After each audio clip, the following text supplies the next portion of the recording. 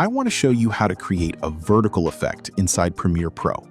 For this effect to work properly, your sequence should be set to 1080 by 1080, and your video clip should be 4K. This is because for the effect to work, we need the extra frame space inside our sequence. So here is my deflated soccer ball in an abandoned subway. Depending on if your clip is zooming in or out, it will change how you place the keyframes and scales. Since my ball is zooming in, we need to use the scale to zoom out.